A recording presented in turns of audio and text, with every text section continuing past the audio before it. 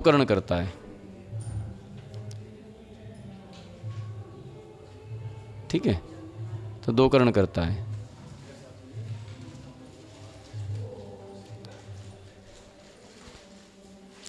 आइए अब चलते हैं प्रणमीय सरसाणे मीम गुणरेण विभूषणम महावीरम सम्मत्तरण निलयम पैणी समुकीर्तनं वोच्छम नमिदूणनेमि चंदम सहाय परकम महावीरम बंधुदय सत्यजुत्तम योगादेशं तवं वोच्छम नमो रिहंताणं नमो सिद्धाणं नमो आयेर्याणं नमो वच्छायाणं नमो लोये सवसाहुणं। बोले परम पूज्य आचार्य श्री नेमी चंद्र सिद्धांत चक्रवर्ती मुनि महाराज की, परम पूज्य आचार्य गुरुवर श्री विराग सागर जी गुरुदेव की, परम पूज्य आचार्य गुरुवर श्री विनम्र सागर जी गुरुदेव की, द्वादशांग जिनवाणी माता की।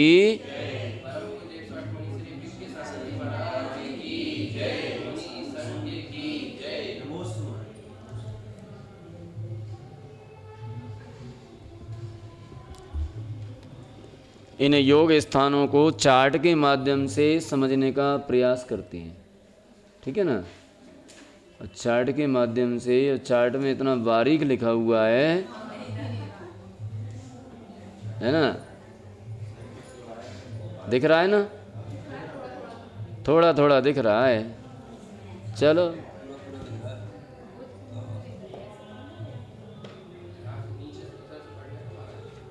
हाँ, ये जो है नीचे से लेंगे अपन, नीचे से लेंगे। एक नंबर का जो सबसे जघन्य योग स्थान है वो किसका है? सबसे जघन्य योग स्थान सूक्ष्म एकेंद्रिय लब्ध पर्याप्तक का है। यही है ना, सूक्ष्म एकेंद्रिय लब्ध पर्याप्तक का। द्वितीय स्थान किसका है फिर? वो असंख्यात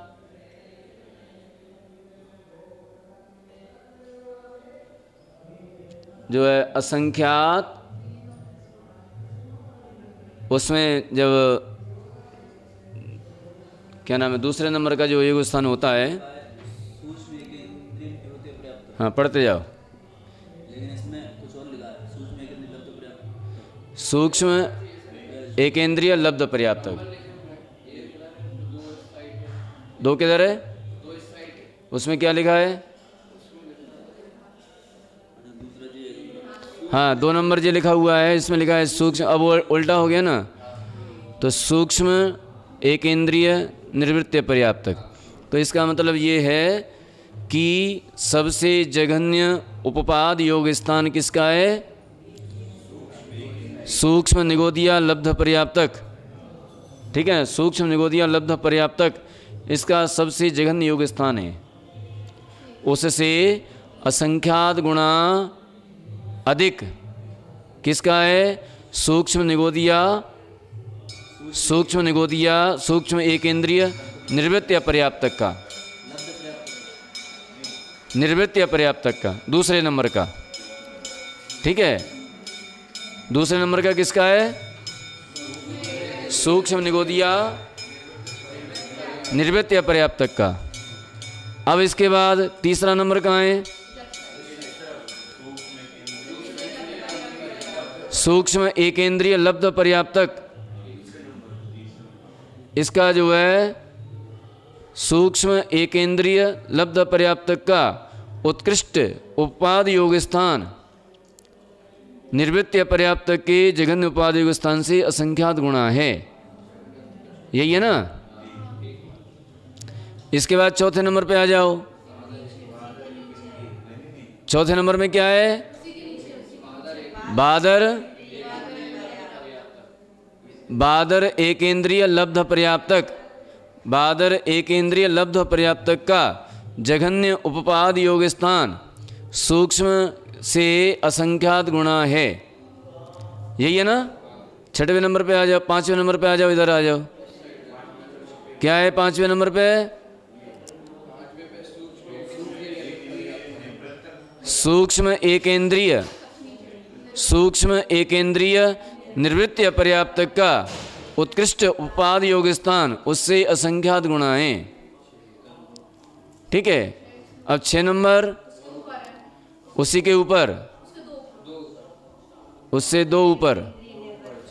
हाँ, क्या है? बादर एकेंद्रिय निर्वृत्य पर्याप्तक। इसका कौन सा है? जघन्य के उत्कृष्ट? जघन्य उपपाद योग स्थान कैसा है? असंख्यात गुणा। ठीक है। उसके बाद कौन सा नंबर है? 7 नंबर पे क्या है? बादर एकेंद्रिय लब्ध पर्याप्तक। बादर एकेंद्रिय लब्ध पर्याप्तक का उत्कृष्ट उपाद योग स्थान है ना।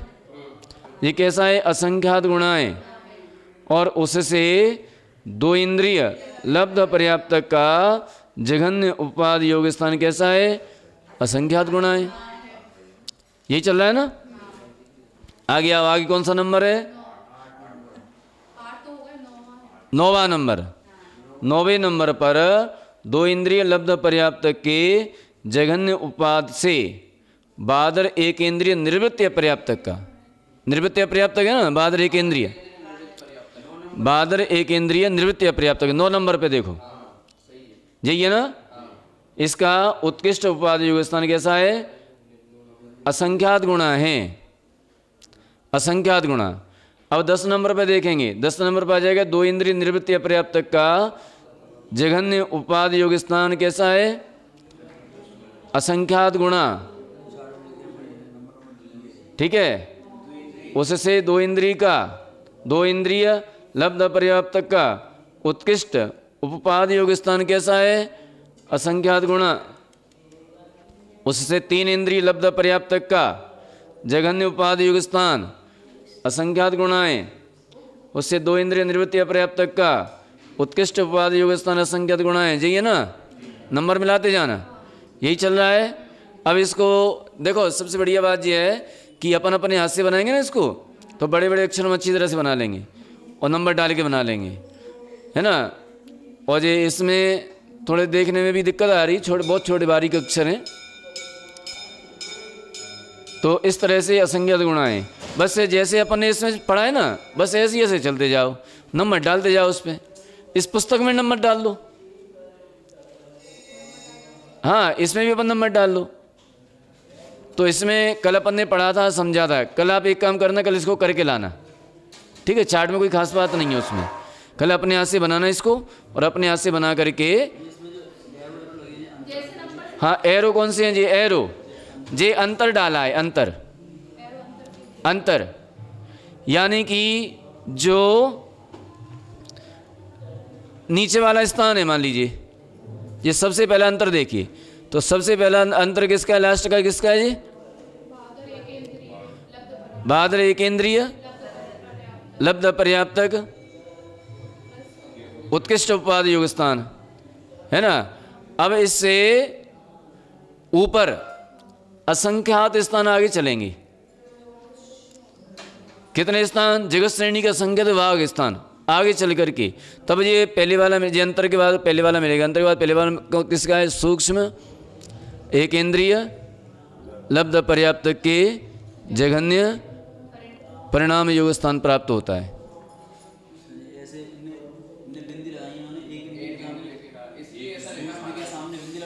हाँ हाँ हाँ हाँ हाँ, बादल में एरो बना दिया है। हाँ, तो इस तरह से ये जो है असंख्यात गुणे बढ़ते हुए हैं। ठीक है। तो इसमें चार्ट को अपन जो है एक बार अपने हाथ से बना लेंगे। नंबर डालो, ऐसे ही लिख लो, वो अंतर देते जाना, जहाँ अंतर है वो अंतर दे देना। अंतर का साइन अपन कुछ भी कर सकते हैं, एरो भी लगा सकते हैं, अथवा डॉट डॉट डॉट डॉट कर सकते हैं, इतने स्थान ऊपर चढ़ करके, ये हमारे ऊपर है। ये अंतर का मतलब, ये अंतर इससे दूना दूना अंतर नहीं है। जगत श्रेणी का संख्यात भाग स्थान और आगे जा करके तब अगला योग स्थान प्राप्त होता है। उसके बीच में जो है ये योग स्थान प्राप्त नहीं होते हैं। जैसे मान लीजिए एकांतानुवृत्ति योग स्थान है, तो एकांतानुवृत्ति योग स्थान इसको अपन किसी जीव के उत्कृष्ट तक ले गए। उसके बाद परिणाम योग स्थान प्राप्त करने के लिए उस जीव का असंख्यात स्थान और आगे चलना पड़ेगा।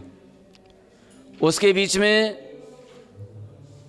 जो है अन्य अन्य जीवों के जघन्य उत्कृष्ट परिणाम योग क्या नाम एकांतानुवृत्ति योग स्थान मिलते जाएंगे। तो वो उस जीव के ले जाने के लिए उतने स्थान आगे चलना पड़ेगा, तब उसके मिलेंगे। ठीक है, ऐसा यानी यूं कहें, देखो भोपाल में अपन चले तो शहर कहाँ तक मिला?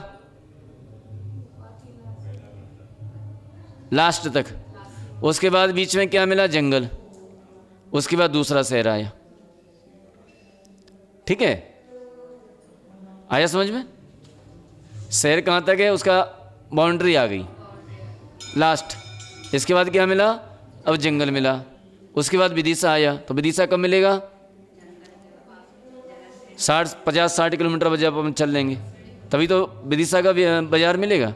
तो इसी प्रकार से जो उत्कृष्ट योग स्थान प्राप्त हुआ अपन को, चाहे परिणाम हो, परिणाम नहीं, ये क्या नाम है, हाँ परिणाम भी हो सकता है, चाहे उपवाद हो, चाहे एकांतानुवृत्ति योग स्थान हो, चाहे परिणाम योग स्थान हो, तो अगले आगे के जीव का प्राप्त करने के लिए उतने स्थान और आगे ऊपर बढ़ करके तब उस जीव का प्राप्त होगा अगले जीव का। तो ऐसा इसमें दिखलाया गया है। इसको क्या कहते हैं? अंतर। ठीक है, इसको अपन क्या बोलते हैं? अंतर। तो शहर में अंतर आया ना, एक शहर से दूसरे शहर में, ठीक है, एक युग से दूसरे युग तक पहुंचने में अंतर, ऐसा।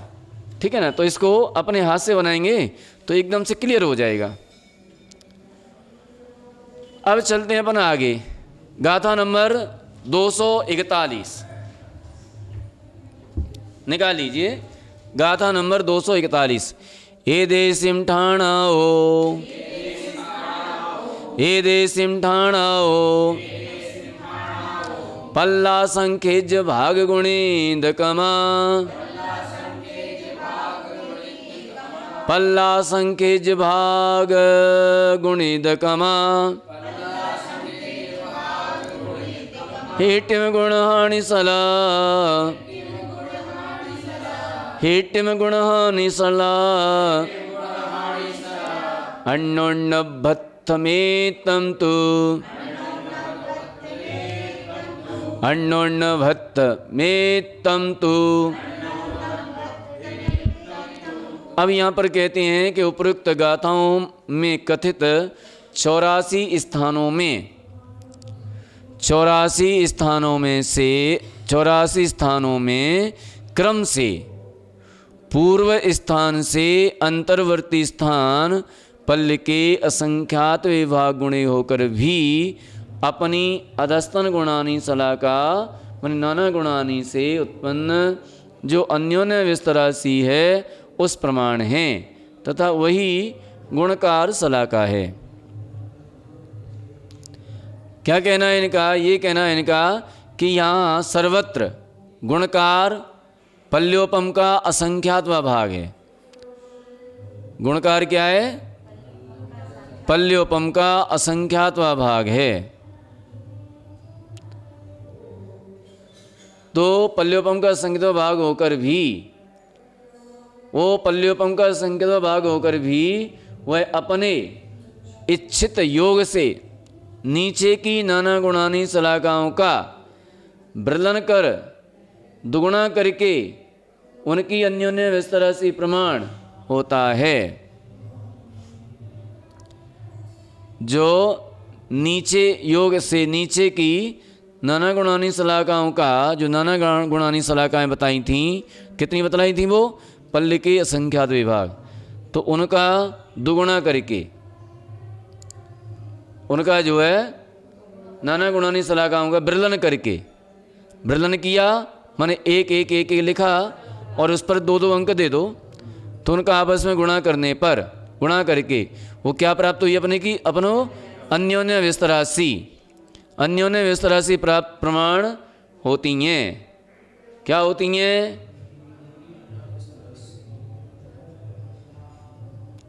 क्या है यहाँ पर? यहाँ सर्वत्र गुणकार, जो गुणकार है वो गुणकार है, वो पल्योपम का असंख्यातवा भाग होकर भी, माने गुणकार कितना है? पल्योपम का असंख्यातवा भाग होकर भी कितना है?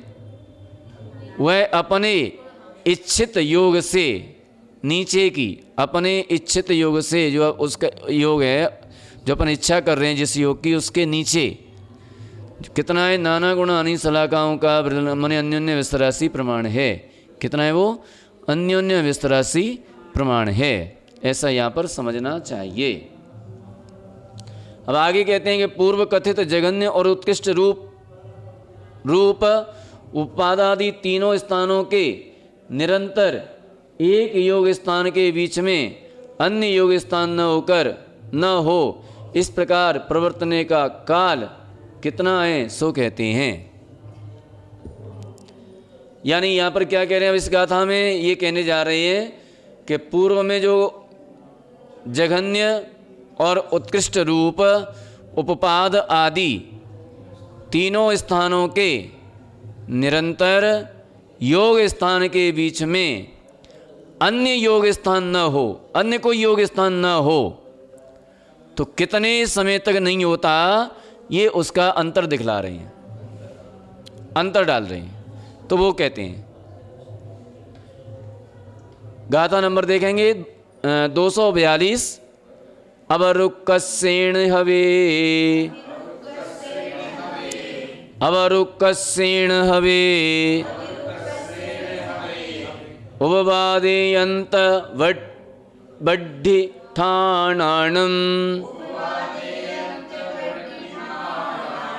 उपवादेयन्त वड्ढिठाणानम्।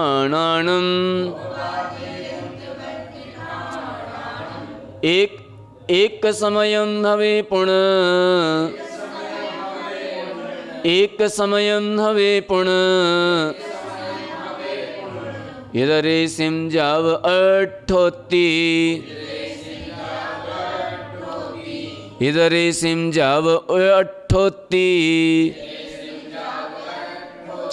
अब यहाँ पर कह रहे हैं कि उपपाद योग स्थान और एकांतान वृद्धि योग स्थानों के प्रवर्तने का काल कितना है? जघन्य और उत्कृष्ट से एक समय है। ठीक है? किसका? उपपाद योग स्थान और एकांतान वृद्धि योग स्थानों के प्रवर्तने का, माने इन योग स्थानों का जघन्य और उत्कृष्ट काल कितना है? एक समय। दोनों का मिला के नहीं, एक एक का अलग अलग। यानी उपपाद योग स्थान का कितना समय? एक समय। और एकांतान वृद्धि योग स्थान का एक समय। ठीक है? एक एक समय, क्योंकि उपपाद योग स्थान का तो एक समय ही होता है, दूसरे समय से तो एकांतान वृद्धि योग स्थान प्रारंभ होता है। लेकिन एक एक एकांतान वृद्धि योग स्थान का एक एक समय काल होता है। आगे तो बढ़ता जाता है, अगला योग स्थान होगा, अगला एकांतान वृद्धि योग स्थान होगा, फिर अगला योग स्थान, है ना? जैसे पहले समय में जितना हुआ है उससे बढ़कर के अगले समय में होगा, फिर उससे भी बढ़कर के अगले समय में होगा। तो एक योग स्थान का कितना काल हुआ? एक समय। क्योंकि उपपाद योग स्थान जन्म के प्रथम समय में ही होता है। उपपाद योग स्थान कब होता है? जन्म के प्रथम समय में होता है। और एकांतान वृद्धि योग स्थान समय समय वृद्धि रूप भिन्न भिन्न होते हैं। अभी बता दिया, हमने बताया था, वही आ गया। प्रत्येक समय भिन्न भिन्न होते हैं, अलग अलग होते हैं। तो जितनी योग में शक्ति है उससे अगले समय में बढ़ती हुई शक्ति है। ठीक है? ऐसा तथा अंतर्मूर्त में जितने समय हैं उतने, जितने अंतर्मूर्त के समय हैं, माने पर्याप्त होने का समय है, उसमें जितने समय हैं उतने। तो तथा परिणाम योग स्थान का काल एक समय से 8 समय पर्यंत होता है। और परिणाम योग स्थान का काल कितना होता है? एक समय से लेकर के और 8 समय तक होता है। माने एक परिणाम योग स्थान हुआ, उसका जघन्य काल कितना है? एक समय। और 2 समय, 3 समय, उत्कृष्ट काल कितना है? 8 समय। ठीक है। अब इसमें यव मध्य रचना आएगी, माने अब इसमें जीव दिखलाएंगे कि कौन से समय वाले में जीव अधिक होते हैं, किसमें कम होते हैं, ये दिखलाएंगे। अब जो नहीं, 8 समय का अंतर्मूर्त कैसे होगा? अंतर्मूर्त कितना बड़ा होता है? जघन्य अंतर्मूर्त सबसे छोटा अंतर्मूर्त पता है? एक समय कहाँ होता है? एक आवली प्लस एक समय, एक आवली प्लस एक समय, तो ये सबसे छोटा माने सबसे जघन्य अंतर्मूर्त है। एक आचार्य के मत से आवली का असंख्यात्व भाग भी अंतर्मूर्त कहलाता है। तो आवली के असंख्यातवें भाग में भी असंख्यात समय, ठीक है। और यहां पर कितने समय? 8 समय। तो अंतर्मूर्त कहां होगा? है ना?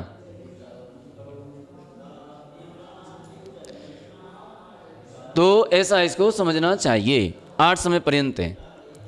अब आगे और कहते हैं, अब इसको और आगे कहते हैं, गाथा नंबर 243। प्रणाम योग स्थान तो बहुत सारे होंगे उसमें, मतलब प्रणाम योग स्थानों में एक समय से लेकर 8 समय तक के प्रणाम योग स्थान।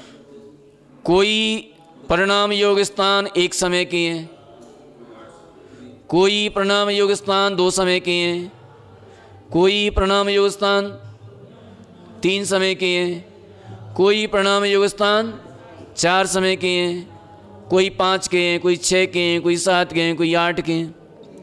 ठीक है। प्रत्येक समय के परिणाम जगत श्रेणी के संख्यात विभाग हैं। सभी मिला लो तो भी ये जगत श्रेणी का संख्यात विभाग हैं। इसी प्रकार से उपपाद योग स्थान 1 समय का होता है। कितने उपपाद योग स्थान है? जगत श्रेणी का संख्यात विभाग। एकांतानुवृत्ति योग स्थान 1 समय का होता है। ठीक है। कितने एकांतानुवृत्ति योग स्थान है? जगत श्रेणी का संख्यात विभाग। सभी के सभी मिला दो तो कितने होंगे? जगत श्रेणी का संख्यात। काय का होगा एक? क्या पढ़ रहे हो जब से? एकांतानुवृत्ति के परिणाम किसके बनने हैं? जीव कितने हैं? जीव कितने हैं? एक की अपेक्षा जीव कितने हैं? वो अनंत है। तो अनंत हैं, अनंतानंत हैं। किसी का उपपाद योग स्थान जगन्य, किसी का मध्यम है, किसी का उत्कृष्ट है। अभी 84 बतलाए थे। अब इसमें अंतर भी कितना है? जगत श्रेणी का संख्यात भाग अंतर दिया है, तो कितने हो जाएंगे? कितने हो जाएंगे? जगत श्रेणी का संख्यात भाग होगा तो एक जीव का तो एक ही तो होगा। एक जीव का हमने कब कहा है कि एक जीव का जगत श्रेणी का संख्यात? एक जीव का कब कहा हमने? हम तो यहाँ पर एक सामान्यता से बता रहे हैं। एकांतानुवृत्ति योग स्थान पहले ये देखो कि एक जीव का पूछ रहे हो या सभी जीवों का। अब एक जीव की बात करोगे तो एक जीव का एक भाव में एक पर्याय में एक ही होगा। एकांतानुवृत्ति के असंख्यात हो रहे हैं, वो असंख्यात होंगे। असंख्यात होते हैं। तो पहले एक जीव की बात करो या फिर सभी जीवों की बात करो। अब एक जीव की बात नहीं चल रही है, नाना जीवों की बात चल रही है। अब एक जीव का पूछोगे तो एक जीव का एक होगा। ठीक है, वो तो स्वाभाविक ही है। ठीक है। तो इस तरह से ये जो है सभी मिला लेंगे तो भी कितने होंगे? अब ये अपनी जो गाथा नंबर जो 241 थी ना, तो उसमें जो भागार बता रहे थे ना, भागार कितना, पल्ले का असंज्ञित भाग। तो पल्ले का असंज्ञित भागार का मतलब है कि जगत श्रेणी में पल्ले के असंज्ञित भाग का भाग देना है। ठीक है, जगत श्रेणी में पल्ले के असंख्यात भाग का भाग देना है। कितना कितना देना है? तो जितनी नाना गुणानियाँ थीं उतनी नाना गुणानियों का वर्णन करके 2 का अक्षर लिख करके आपस में गुणा करने पर जो संख्या निकल करके आए उसका भाग जगत श्रेणी में देने पर ये सारे स्थान निकल करके आते हैं, जो अंतर निकल करके आते हैं। हाँ, तो ऐसा। ठीक है, तो आगे अपन चलते हैं। अब देखो, अब कहते हैं कि अट्ठ समयस्य थोबा, अट्ठ समयस्य थोबा उभय दिशासु भी असंक गुणीदकमा, उभय दिशासु भी असंक गुणीदकमा, चौ समयोति तहे भय, चौ समयोति तहे भय उभर्यम तिदु समय जोगाओ, उभर्यम ति दु समय जोगाओ। अब यहाँ पर कहते हैं कि 8 समय निरंतर प्रवर्तने वाले योग स्थान सबसे कम हैं। हाँ, जो 8 समय तक निरंतर प्रवर्तते हैं, रहते हैं, वे योग स्थान सबसे कम हैं। ठीक है, लेकिन जीव इनमें ज़्यादा रहती हैं, जीव ज़्यादा रहते हैं इनमें, योग स्थान कम है। हाँ, और 7 से चरम समय तक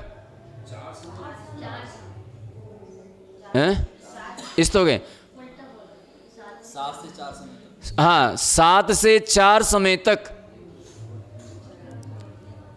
7 से 4 समय तक प्रवर्तने वाले उपर्तन और अधस्तन, ये तीनों ही प्रकार के स्थान असंख्यात गुणे हैं। ये तीनों स्थान कैसे हैं? 7 से लेकर के 4 समय तक।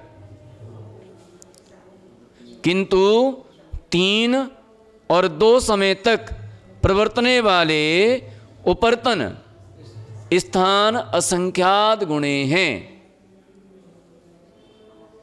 ठीक है, उपर्तन स्थान माने जघन्य, जघन्य फिर उससे बढ़ते हुए, फिर उससे बढ़ते हुए, फिर उससे बढ़ते हुए, फिर उससे बढ़ते हुए, ये जो है परिणाम असंख्यात गुणे हैं। तो अब यहाँ कहते हैं कि 2 इंद्रिय पर्याप्त जीव के जघन्य परिणाम योग स्थान से लगाकर, ठीक है, किसको किससे लेंगे? 2 इंद्रिय, 2 इंद्रिय पर्याप्त जीव के जघन्य परिणाम योग स्थान से लगाकर संगी पंचेंद्रिय पर्याप्त जीव के उत्कृष्ट परिणाम योग स्थान पर्यंत, ठीक है, अंतर रूप योग स्थानों को छोड़कर, अंतर रूप योग स्थानों को छोड़ दीजिए, बीच में उनको हटा दीजिए, उनको नहीं लेना इसमें। हाँ, जो निरंतर योग स्थान हैं, कैसे निरंतर योग स्थान हैं, उनकी जो नामक अन्न की आकार की रचना काल की अपेक्षा करते हैं, काल की अपेक्षा। अन्न एक यह होता है जो बोलते हैं, जो गेहूं के साथ में आता है, कभी देखा होगा आप लोगों ने, ठीक है ना। तो दोनों किनारी पर तो वो पतला होता है, फिर वो माने धीरे धीरे धीरे धीरे ऊपर को बढ़ता हुआ बीच में कैसा होता है, मोटा होता है। तो ये इसी प्रकार से इन योग स्थानों की रचना होती है, ठीक है।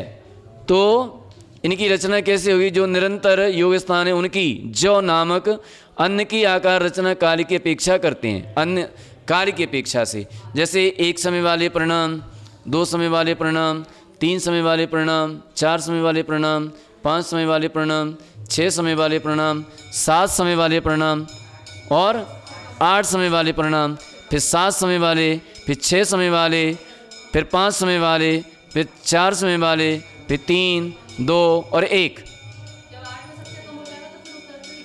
हाँ हाँ, 8वें पहुँच गए। अब नीचे चलेंगे। अब 7, 6, 5, 4, 3, 2, 1।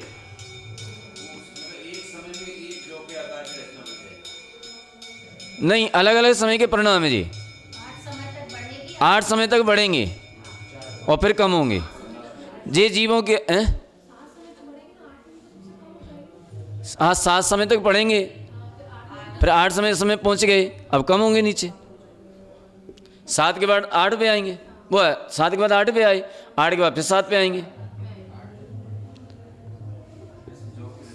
तो अब यहाँ कहते हैं, इसका एक बार विशेषार्थ पढ़ लेते हैं अपन। 8 समय तक होते हैं, उन्हें मध्य में लिखें। जो 8 समय वाले परिणाम होते हैं उनको मध्य में लिख लीजिए। चित्र दिखाई दे रहा है? हाँ, ये जो चित्र बना हुआ है, इस चित्र को अपन देखते जाएंगे। इस चित्र को देखेंगे अपन, ठीक है ना। और इस चित्र को देखते हुए अपन पढ़ते जाएंगे तो अपने बिल्कुल समझ में आता जाएगा। तो उन्हें मध्य में लिखें। जो योग स्थान निरंतर 7 समय तक होते हैं उनको 8 समय वालों के ऊपर और नीचे दोनों तरफ लिखिए। जो निरंतर 8 समय तक रहते हैं उनको मध्य में लिखा, और जो निरंतर 7 समय तक रहते हैं उनको नीचे और ऊपर लिखा, दोनों तरफ लिखा। ठीक है।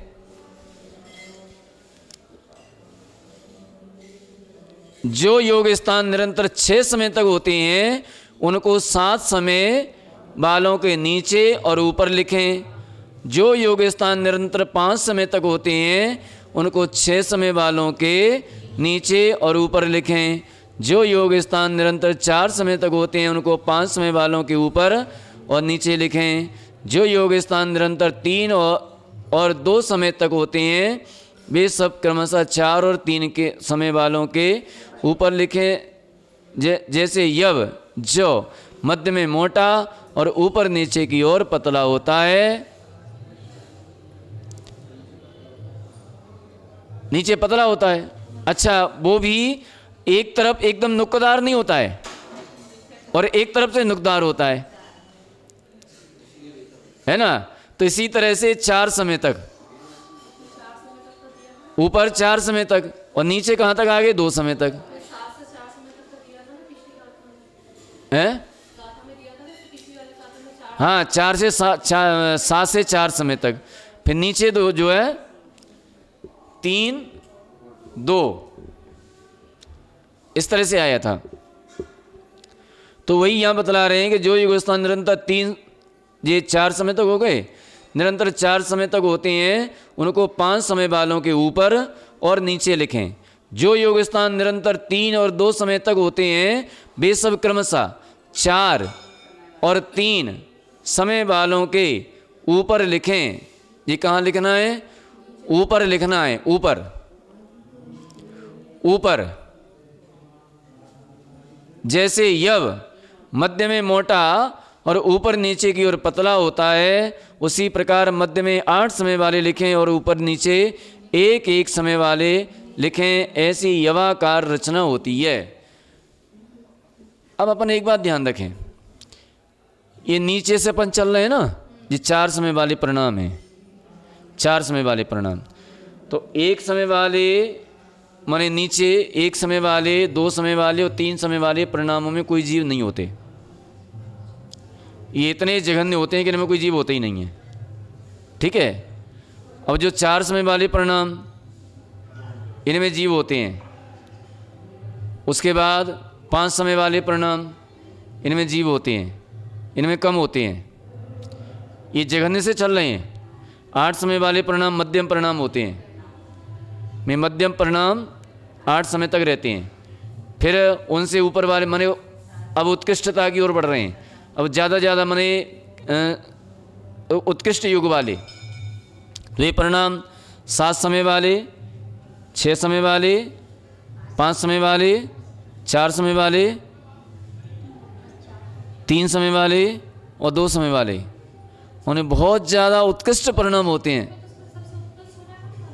हाँ हाँ, तो उसमें जीव कम होते हैं, उनमें कम होते जाएंगे आगे। मध्य में ज़्यादा रहते हैं, जो मध्यम परिणाम होते हैं उनमें ज़्यादा रहते हैं जीव।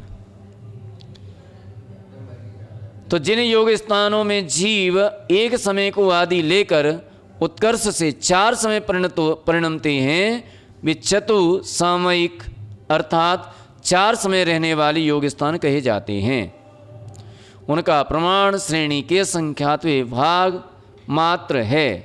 इसी प्रकार पंच सामयिक, षट सामयिक, सप्त सामयिक, अष्ट सामयिक जानना, तथापि यव मध्य से ऊपर के सप्त सामयिक, षट सामयिक, पंच सामयिक, चतुसामयिक तथा उपरिम त्रिसामयिक व द्विसामयिक योग स्थान श्रेणी का संख्या विभाग है। ये प्रत्येक समय के परिणाम कैसे हैं? जगत श्रेणी के असंख्यात विभाग हैं। ठीक है, प्रत्येक समय के परिणाम। अब कहते हैं अल्पबोधों के अनुसार 8 समय योग्य योग स्थान सबसे स्तोक हैं। अब इनका अल्पबोध बतला रहे हैं कि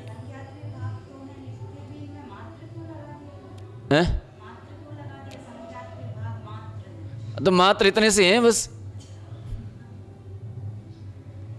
जगत श्रेणी के संगीत विभाग मात्र हैं, इतने से ही हैं बस, ज़्यादा नहीं है। अल्पबोध के अनुसार 8 समय योग्य योग स्थान सबसे स्तोक हैं, अर्थात आगे कहे जाने वाले योग स्थानों से स्तोक हैं। दोनों ही पार्श्व भागों में 7 समय योग्य योग स्थान कैसे हैं? तुल्य हैं व उनसे असंख्यात गुणे हैं। ठीक है, माने बराबर हैं दोनों ही पार्श्व भागों के 7 समय वाले परिणाम, लेकिन 8 समय वालों से असंख्यात गुणे हैं। दोनों ही पार्श्व भागों में 6 समय योग्य योग स्थान दोनों ही तुल्य व उनसे असंख्यात गुणे हैं। दोनों ही पार्श्व भागों में 5 समय योग स्थान दोनों ही तुल्य व उनसे असंख्यात गुणे हैं। दोनों ही पार्श्व भागों में 4 समय योग स्थान दोनों ही तुल्य व उनसे असंख्यात गुणे हैं। उनसे 3 समय योग्य परिणाम योग स्थान असंख्यात गुणे हैं तथा उनसे भी 2 समय योग स्थान असंख्यात गुणे हैं। यह गुणकार कितना है? पल्योपम के असंख्यात विभाग है। गुणकार कितना है? जैसे 8 समय के परिणाम है ना, 8 समय के परिणाम इंटू पल्योपम का असंख्यात भाग बराबर 7 समय के परिणाम दोनों पार्श्व भागों के, इधर के भी और इधर के भी। ठीक है, दोनों पार्श्व भागों के। फिर उससे पल्ली का संगीत भाग से गुणा करो तो दोनों ही 6 समय के परिणाम, फिर पल्ली का संगीत भाग से गुणा करो, ऐसे करते जाओ। हाँ ठीक है ना, आ रहा समझ में? समझ में आ रहा हो?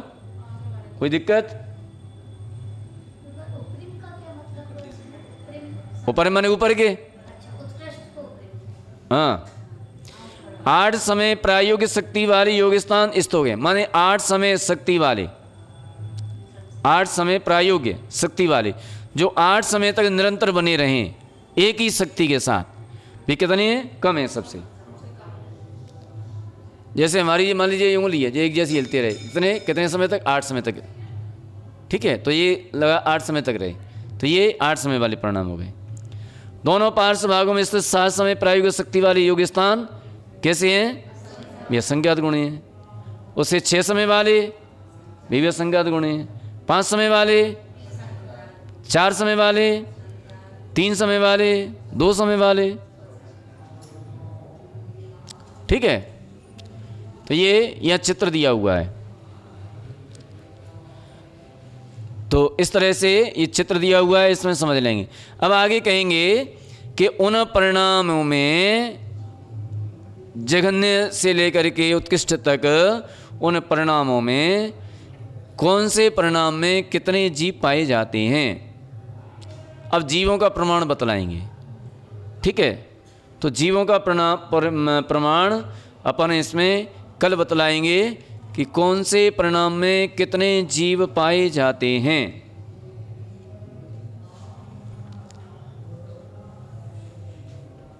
तो ये आगे चल करके बतलाएंगे और ये लगभग कहाँ समाप्त हो जाएगा 25 221 नहीं, ये पूरा प्रकरण है 226 पेज तक चलेगा, 226 तक चलेगा। इसके बाद